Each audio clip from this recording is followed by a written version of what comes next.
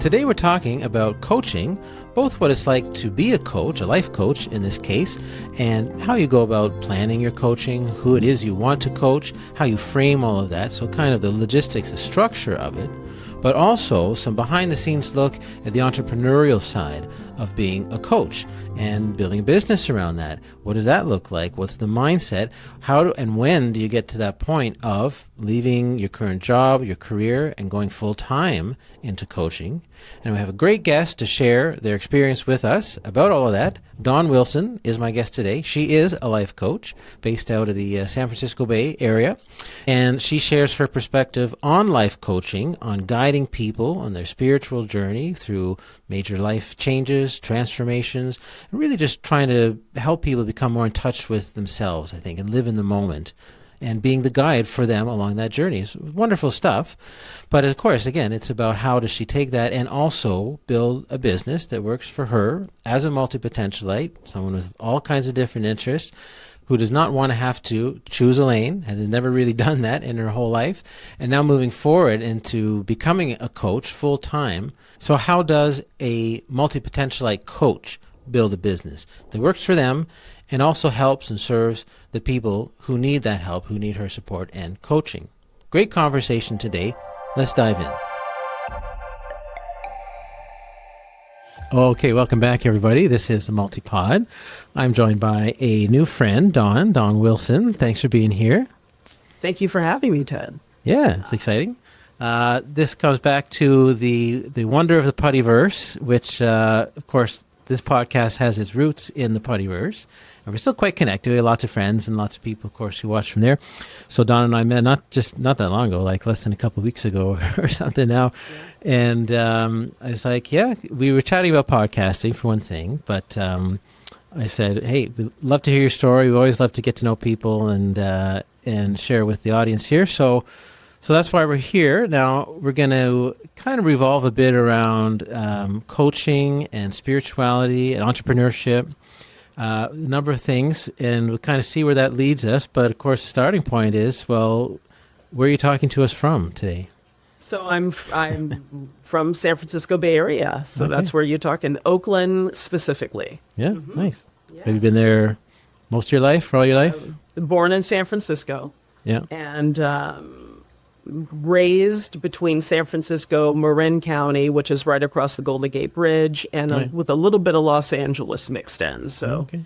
I'm from Northern California. Yes. Right. Yeah. Okay. Yeah. Right. Well, when you introduce yourself to people, let's say outside of the multipotentialite universe, where we can say anything we want, but otherwise, when people ask you the proverbial question, so what do you do? Then what do you answer? Oh, goodness. So that I don't have to think about it too hard, let's say I teach. So I'm a career teacher. I've worked in education in many different capacities for 47 years. Oh, wow. Is that right? Wait. 43 years. Okay. Some capacities in education. And I've been a classroom teacher for this is my 25th year. Oh, wow. So I'm a seasoned teacher, teaching everything from my lowest grades, which are first grade, many years in middle school, and also as an English and ESL professor in college. So, my wife's an ESL teacher. We live in Quebec here. She's Francophone. She learned English, and now she teaches English in the high school.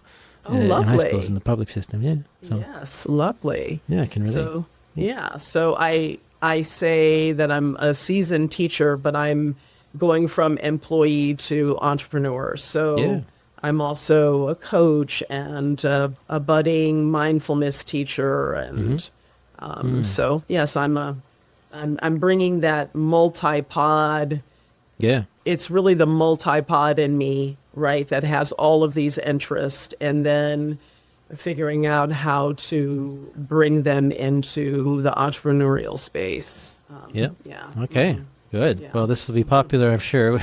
That's a theme we've come back to certainly from time to time here in this show, and you see it a lot in the Puttyverse and so on, is how do we take all of these interests and create a business that can work for us. That's obviously serving people, but it works for us so that we can sustain it, right? Sustain our interest and motivation and all that. So, yeah, we'll dig into that. Serve others because we are enjoying it and feeling and fulfilled. So, yes. Is there a point maybe you can reflect on when you recognized you were what we would now call multipotentialite? There's lots of other names for it. There's polymath and octopus and stuff like this. But Scanner, yeah, it's a good one. Yeah. So before you discovered this particular term, like, is this something you'd say goes back your whole life, that kind of multiple interest and I want to do everything and I don't know where to start? Yes, and the oddity that comes along with it before you understand that it's okay. I would just say that I've been in teaching as many years as I have been because, well, first of all, I've been doing it for literally since I was 17 in some capacity, but I also started college and art school, right? So I tried to stuff myself into a box and didn't understand why I didn't like it. Right. But because it seemed like everybody else could just choose a box and stay in a box. Yet I never felt comfortable there. And so I did always I felt bigger than the box. I certainly felt bigger than the box. And I felt the position of being a teacher also just is, there are parts of it where, like, especially with the younger grades, where, it meets certain needs. So certainly teaching ESL met a need because I could have a cultural exchange with all these different types of people. So that was very stimulating for me. And then working with children, I'm super enthusiastic because I'm interested in everything.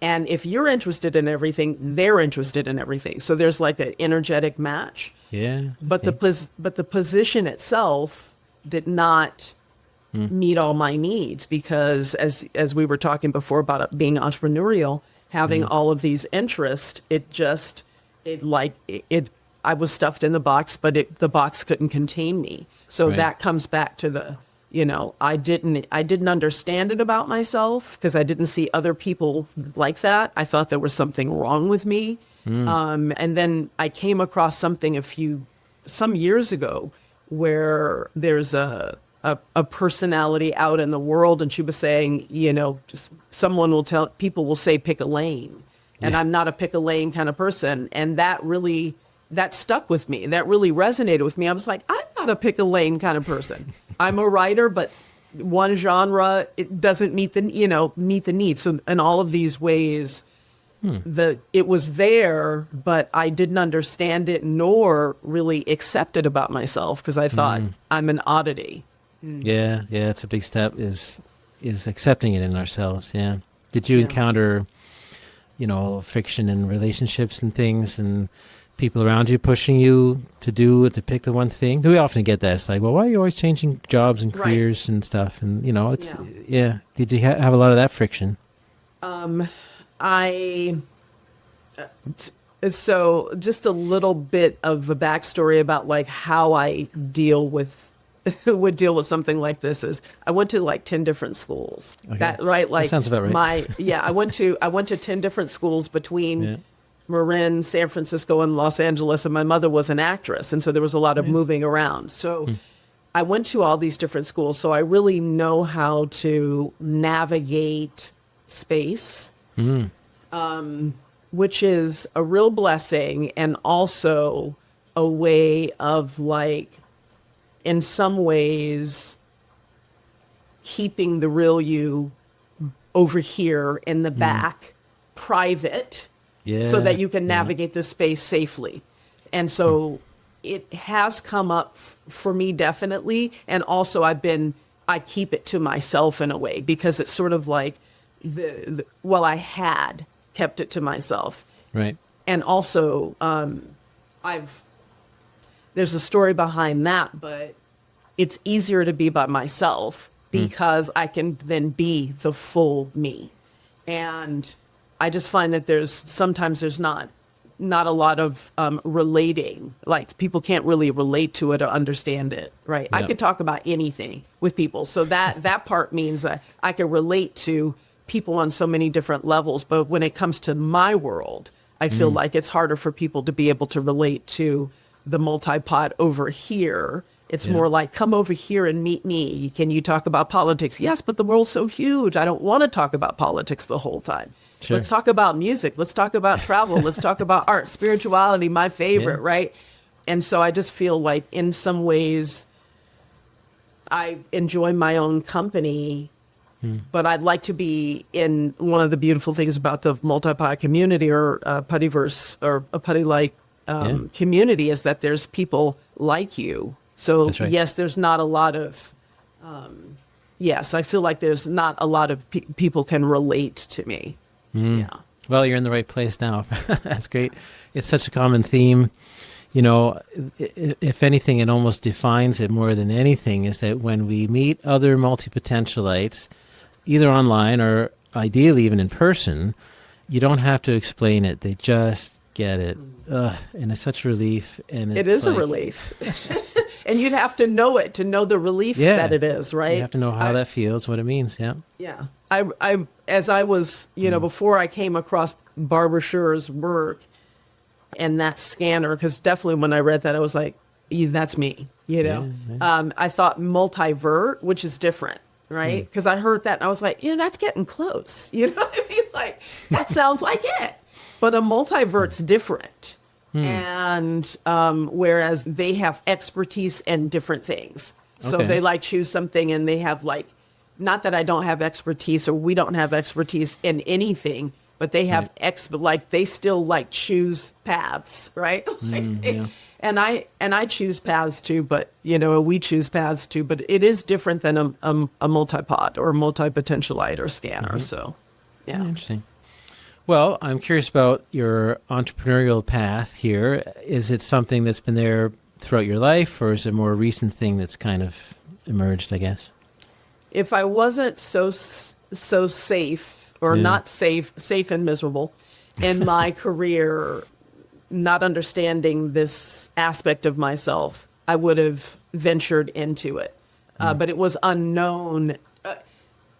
Not in my family, but I do have great friends whose mothers were entrepreneurs. I guess I just never thought it was an option for me, So I kind of always wanted to be one, but I just didn't understand it or think it was possible. So all this time when I've been shoved in this box and feeling, this tight squeeze around me and wanting to be free of it and be all that I am, I've been trying to figure out what could I do to liberate myself from this experience. And so finally I picked a path. It was like, that's all right. out of it. Like, how do I get out? Yeah. And I was like, well, I have been intentionally traveling on the spiritual journey, and I am a lover of meditation and sort of understanding this experience of humanity, and I could support other people in this way. So I ventured into coaching, and I prior to that, many years ago, I really thought about being a therapist before I became a teacher. But, I had the fear of being seen, which is really, I didn't know it at the time, but I did. And so that was terrifying for me to just even get up and model like, working with clients. And so I didn't do that. I went into teaching, and I was already in teaching, but went further in. So I started the journey of becoming a coach some years ago, and I am venturing out there. So I'm a certified coach, and I'm putting myself out there, but it's a whole nother world for someone who's a lifelong employee, It's different. Yes. It's different, but it's exciting and interesting, and there's so much to learn. And so sometimes it's daunting, but I think I'm past the worst of the daunting, though I'm not firmly, I am an entrepreneur, but although I'm not thriving as of yet as an entrepreneur. Are you still working as a teacher right now? Yes. Okay. So you're in that phase, Well, yes, for sure. Sometimes people, quit the job cold turkey, and I get that. I did that, but it took a long time to get to that point. So brave. Yeah, and everybody, what I learned, everyone just has to look at their own circumstance. In my case, my wife had a stable job, and we had that kind of stability. Everyone just has to maybe have enough savings, maybe you've planned ahead, and all that kind of stuff. So it depends, right? There does come a point where you do have to pull the plug. Sometimes this is obvious, like, of course I quit my job. Most of the time, I think it's like, well, I'm maybe not quite as much money as I'd like to be making, or quite as many clients or customers or sales, whatever it is. But you can feel you're past the beginning stage maybe, and like you're starting to get some traction. And in a way, the only way you're kind of going to keep growing is to put as much time as you can into it, right? Everybody's got to make that decision for themselves. But, it's always, you're in that kind of middle ground or hybrid ground where you're still doing a bit of both.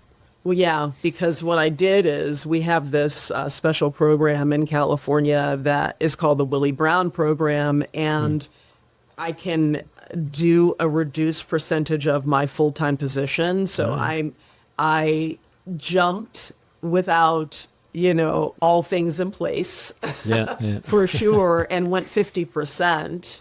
So I'm 50%ish, except for, anyway, that's a whole nother story. I'm kind of like working, a teacher got sick and started subbing in another position. And so I'm not quite 50%. But so coming back to your point, it's a process of getting there.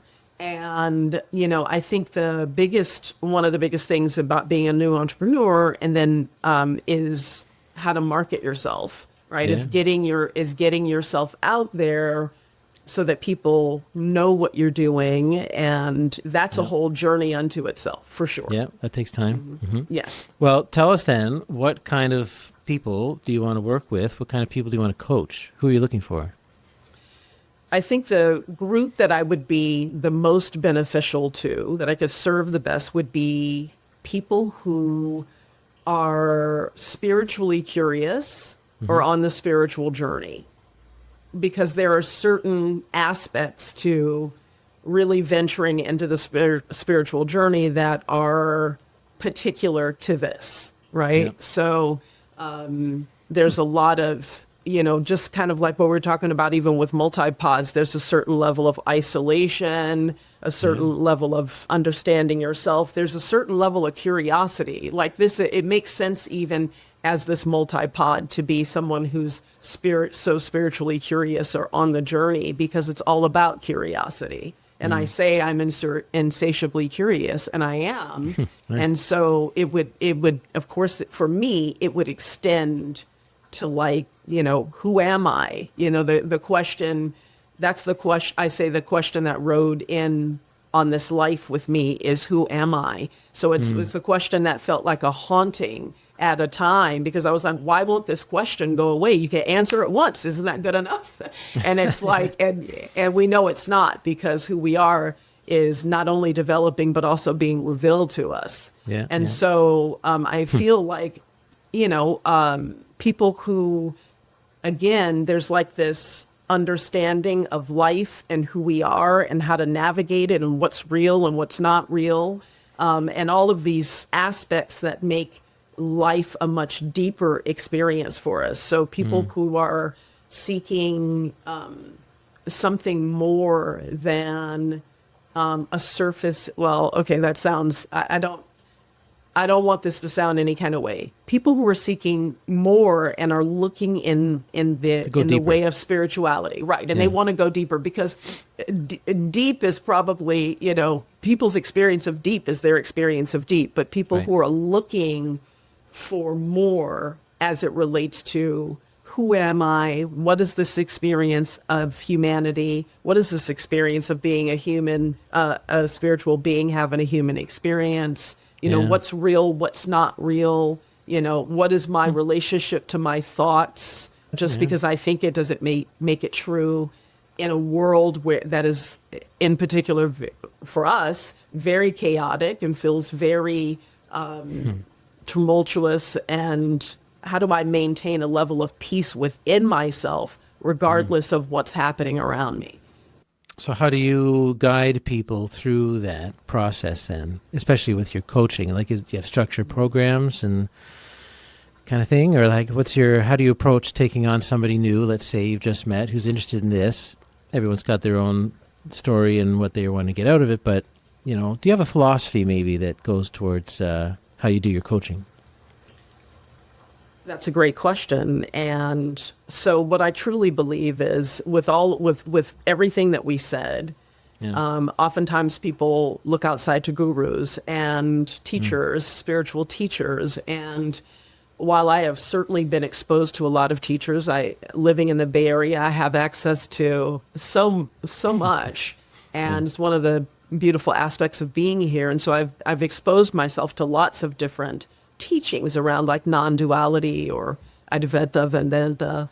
And so what I believe is that we really have all of our answers. I believe that we are inseparable from what we call God or consciousness or whatever we term it to be, that we are inseparable from that. So while we look outside for the answers, the deeper we go within, we can find the answers. They're already here. So I feel as my job as a coach is to support people in turning back to themselves, to the truth of who they are, and help them, support them to find the answers that are already there within them. And so that's what I really believe. Whereas as a coach, I'm not supposed to, but to make it clear, I'm not giving answers to people they don't already have. I'm helping them come to my job as a coach is to support them to come to their own understanding that they already have. Yeah. Interesting. What kind of training, I guess, do you need to do this? And I'll ask that question first. Like, did it take a lot of training on your end to get to this point? I did train, and I would say, and his book is right over there, not everyone goes through a coaching program. And, I can imagine that there are those who might do it well and might not, but there are some people who are incredible at coaching and they haven't done a coaching program. I chose to go through one. Yeah. And so I'm a certified life coach, and it did really help me because I did have my own ideas about what coaching was.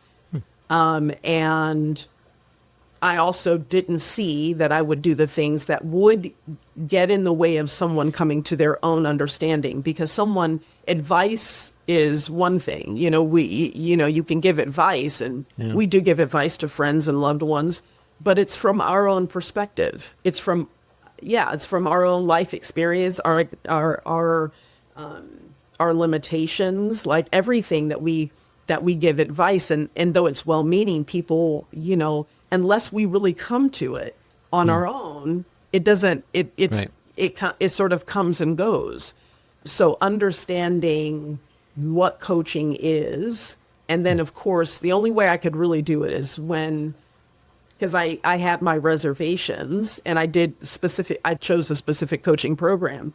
But when I heard her acknowledge that, like, we have our own answers, then I was like, okay, I can do this. Because if we think that we're like, I'm going to do this for you and I'm going to give this to you and I have something that I can, I can support you and I can help you, but in helping you turn around to yourself so that you have you as a resource, because you know that you have your own answers. So I can help you get out of your own way, right? Or see that you're in your own way so that you can then, work on your limiting beliefs and work on the things that are getting in your way.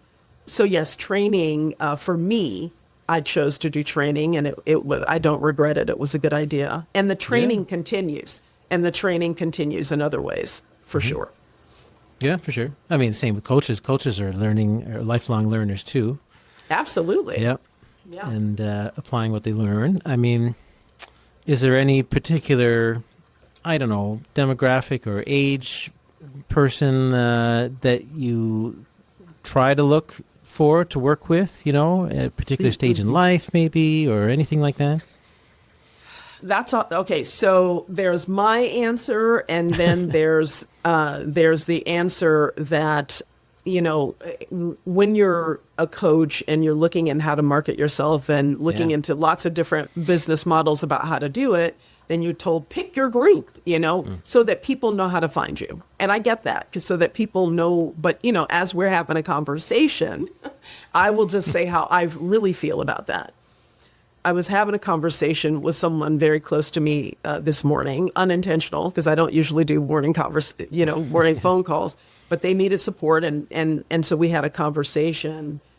I was telling him that my life really changed when I understood that just because I had a thought didn't mean I had to believe it or that I should. Oh, that's interesting. Yeah. Right. Because I really trusted everything that came up, I rode the train, right? I thought it. Oh my gosh. I mean, I was going through the ups and downs of life because I was having thoughts. But when I learned meditation is like the, one way that you can describe it is like it expands the space between thoughts. So then you can learn to have perspective and also be really curious about what you're thinking, just like, oh, what is that? You could just be curious about it. And when I learned that every thought I had, I didn't have to move with it. I didn't have to, I could be curious about it. I could wonder about it. I could inquire into it and then let a lot of things go. It's what I latch on to that I'm now making meaning out of.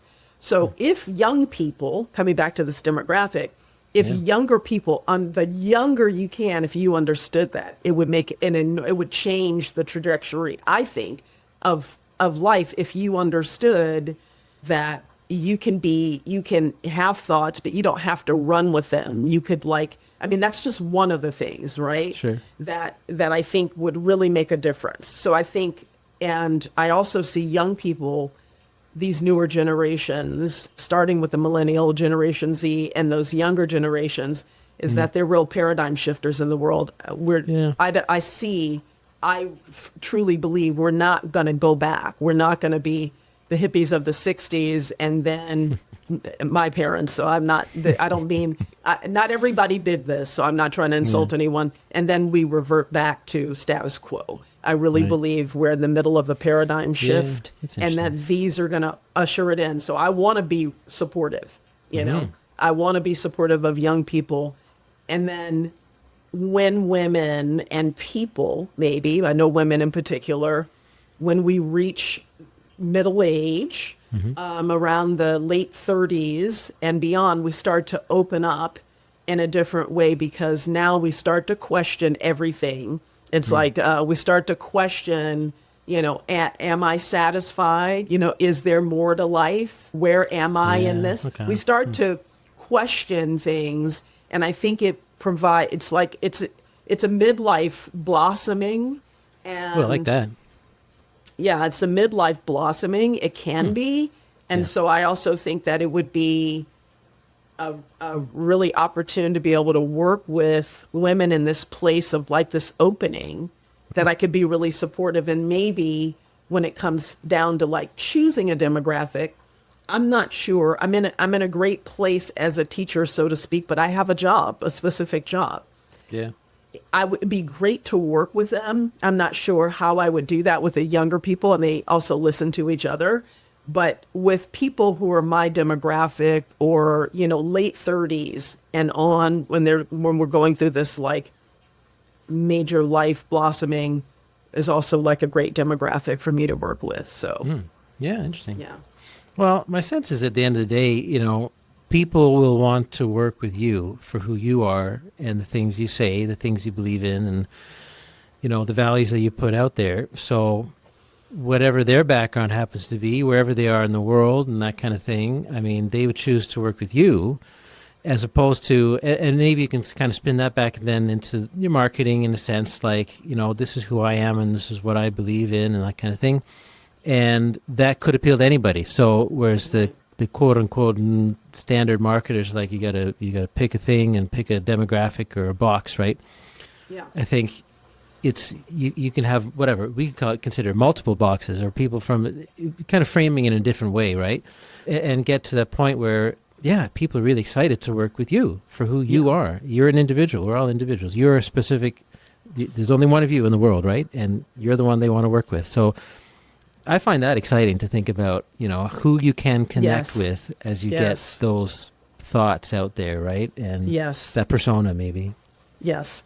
Yes. Yeah. Who can I serve? Right. Yeah. Well, yeah, this is neat. So, what's the best way then? This is always bring it back to some practical calls to action and stuff in our podcast here. So, what's the best way for people to get in touch with you, for starters? Website or whatever you have? My website is Our Sacred Wild. So, Okay. OUR sacredwild.com. Yeah. So that's my Okay. website, and that's how people can find out what I offer and just make contact with me. Yep. And set Okay. up if they're interested in having a discovery call, there's a link there. Okay, good. Yeah, that's good. So, yeah, for sure, if this speaks to people and want to find out more and just kind of have a conversation, I'm sure, I would think that's probably the next step is, well, to chat with someone and kind of see if you're on a similar wavelength and, if the coaching feels right for you. I mean, we could talk a little more a bit here about how you approach entrepreneurship and work-life balance. Because most of us multi-potentialites, I think it's fair to say, we're not in this to kind of hustle and work and make as much money as we can and be famous or any of that kind of stuff. We're in this entrepreneurship because we want to have that work-life balance, whether Yeah. that's doing other kinds of jobs or mostly just pursuing other interests and hobbies and things like that. So do you have maybe structure, or just how do you approach setting up your business in that way? How to build it so that it helps you, have the kind of life that you want? Right. What I'm trying to do is I'm trying to build a list, so to speak, connect with people so that then those are people who are in my verse, right? Those are people who I'm connected with. And I'm really doing it from, at least to begin with, as someone who was not interested in social media. Yeah. Because I just wasn't interested. I mean, I was a reposter, like, oh, here's an interesting article that people might like. Now, I had a YouTube channel for a few years, and I'd still like to work with that.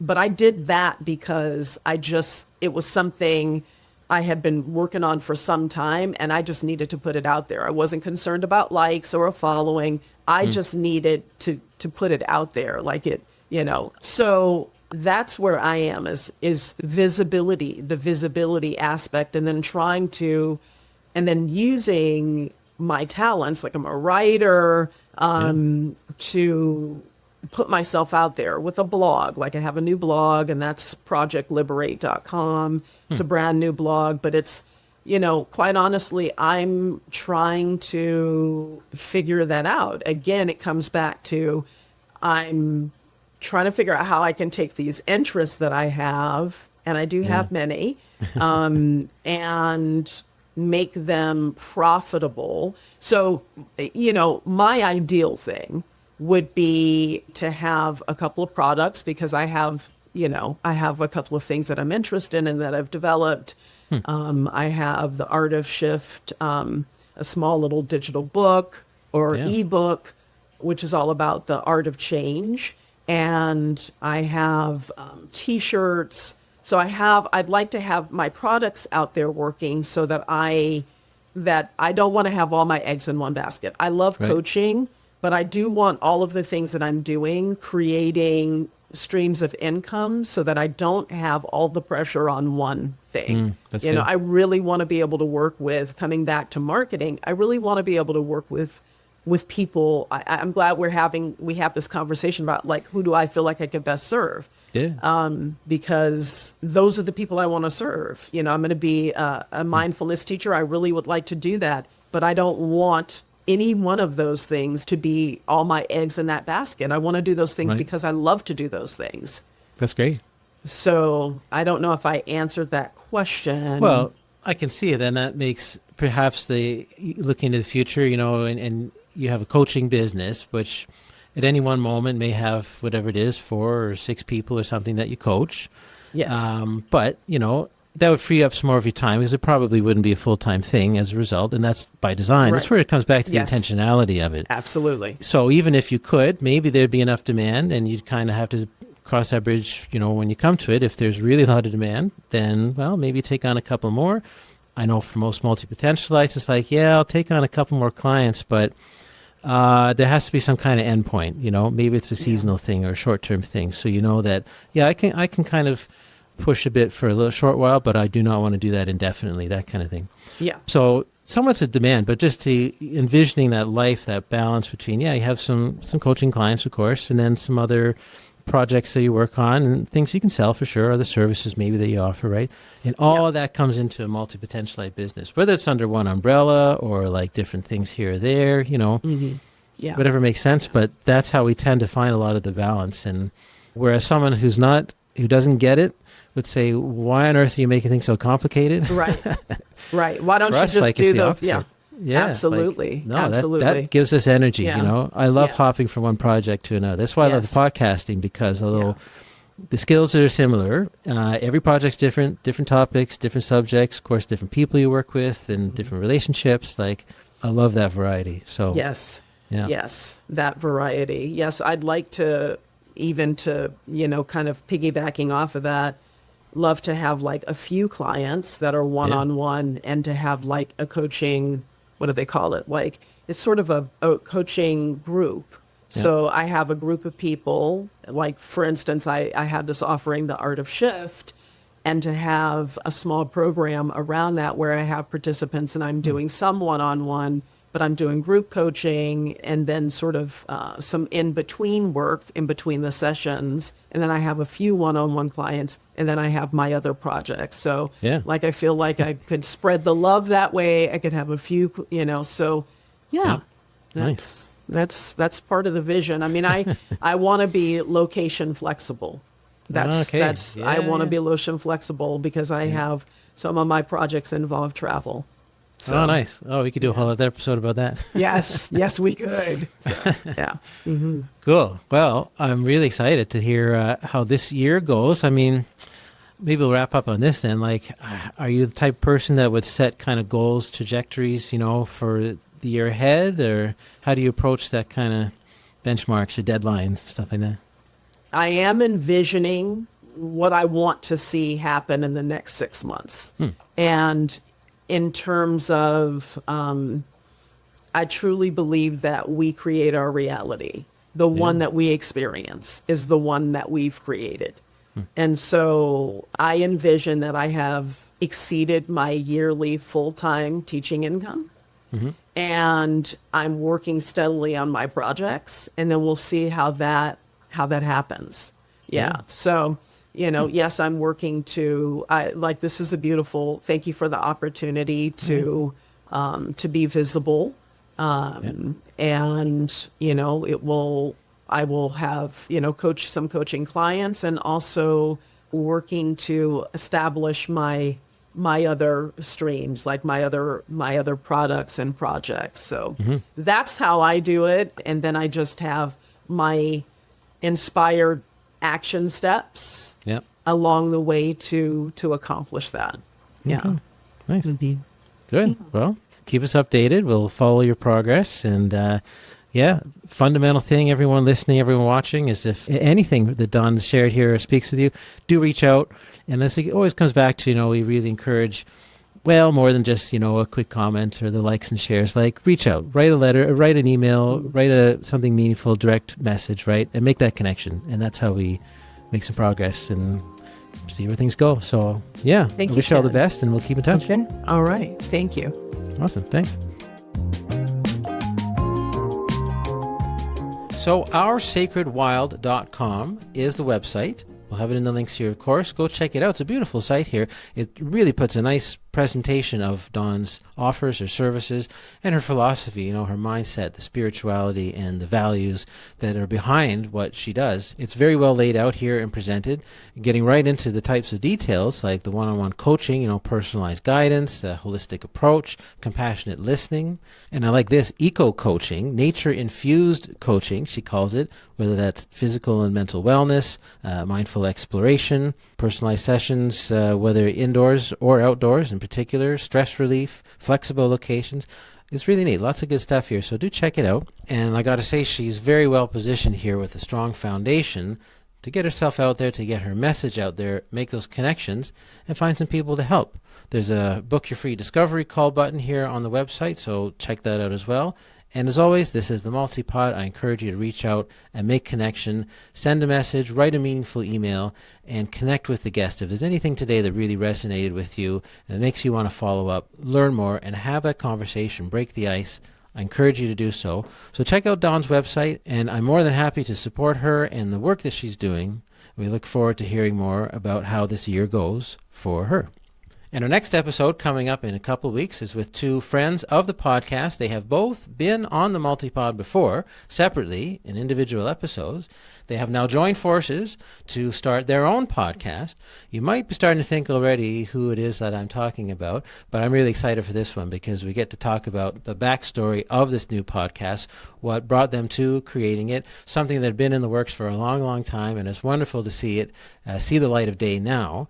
And is something that will really match well with what we're doing here at the Multipod in terms of the types of topics and the themes that we talk about here, the people we're trying to reach, and just, a slightly different angle, different take maybe on some of those ideas. So I think it really goes well, blends well with the space that the Multipod is in, this new podcast that has just come out. So you may know which one I'm talking about. If you don't, join us in 2 weeks. But regardless, you'll hear lots more about it and learn more about it from our two guests. So that's our next episode. We'll see you in a couple weeks. Thanks as always for joining us. And do reach out to those guests. Make that connection. Thanks, everybody.